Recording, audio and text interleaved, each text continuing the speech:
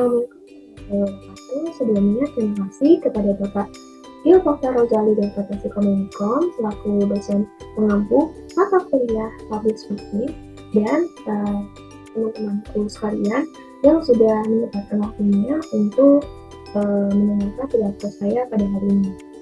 Puji syukur kehadirat Allah Subhanahu wa Ta'ala yang telah memberikan rahmat dan ridhonya hingga kita dapat berkumpul pada hari ini dalam keadaan sehat walafiat. Amin. Waktu saya di sini ingin menyampaikan sebuah pidato tentang industri inovasi dan infrastruktur. Sebelum saya menjelaskan lebih detail, saya izin untuk share screen agar saya efisien untuk menjelaskan tentang tema pada hari ini. A few moments later. Baik, di sini saya akan menjelaskan tema saya pada hari ini. Tema ini kita hidup dalam era 4.1 di mana teknologi menghadirkan peluang luar biasa dalam beberapa dekade terakhir. Kita telah menyaksikan perkembangan pesat dalam berbagai bidang, mulai dari komunikasi hingga kedokteran, dari pendidikan hingga industri.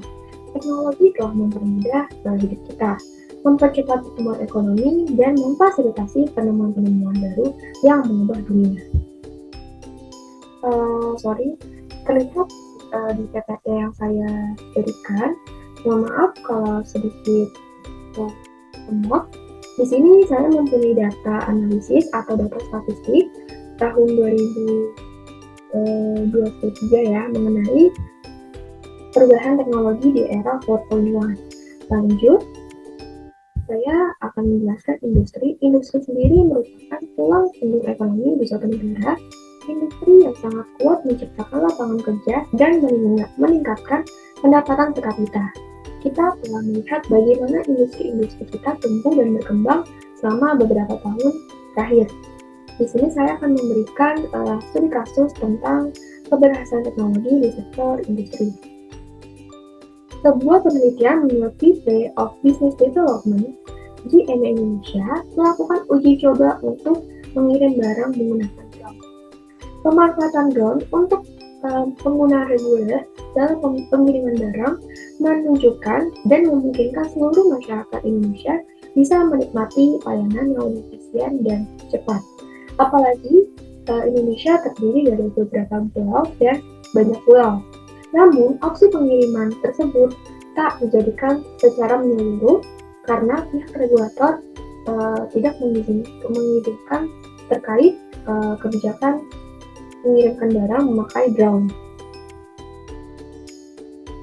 Selanjutnya di sini ada data statistiknya untuk tenaga kerja yang berisiko kehilangan pekerjaan berdasarkan bidang industri, mulai dari transportasi dan lain-lain. Lanjut, saya di sini akan menjelaskan tentang inovasi. Inovasi adalah kunci keberhasilan untuk meningkatkan daya saing kita di masa depan. Ketika kita berbicara tentang inovasi, kita tidak hanya berbicara tentang teknologi ini, tetapi juga berbicara tentang menciptakan solusi kreatif untuk masalah-masalah yang dihadapi oleh masyarakat kita. Kita perlu mendorong budaya inovasi di semua tingkat dengan mendorong inovasi. Kita dapat menciptakan produk dan layanan yang lebih baik dan lebih efisien. Saya akan memberikan studi kasus tentang keberhasilan teknologi di sektor inovasi. Oke. Asosiasi Pengusaha Indonesia atau disebut dengan APINDO menjelaskan data Future of Jobs Record dari World Economic Forum 2023 bahwa AI yang semakin maju dan berkembang pesat akan menyerap sekitar 85 juta orang dan pekerjaan pada tahun 2025. Teknologi kecerdasan buatan tersebut semakin berkembang saat ini karena memiliki fitur inovasi yang berbeda-beda sesuai dengan tingkat yang dibutuhkan.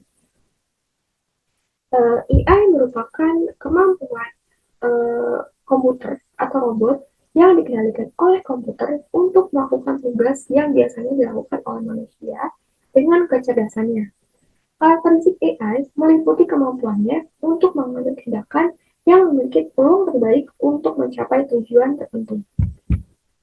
Eh, di sini di slide ini terlihat ada apa namanya robot ya dengan manusia, dan di sini juga untuk teknologi beberapa yang dilakukan atau dikerjakan oleh manusia diganti dengan menggunakan mesin teknologi canggih. Kemudian di slide berikutnya itu juga menjelaskan tentang gambar data statistik udah AI. Semakin per tahun itu semakin tinggi. Kemudian lanjut, saya akan menjelaskan tentang infrastruktur. Namun, industri dan inovasi tidak akan berfungsi tanpa infrastruktur yang baik. Infrastruktur yang baik adalah fondasi yang dibutuhkan oleh industri dan inovasi, untuk tumbuh dan berkembang di dalam pembangunan tertentu. Infrastruktur yang kuat tidak hanya membutuhkan pergerakan barang dan orang, tetapi juga memungkinkan akses yang lebih baik ke sumber daya dan pasar, yang pada gilirannya akan mendukung pertumbuhan ekonomi.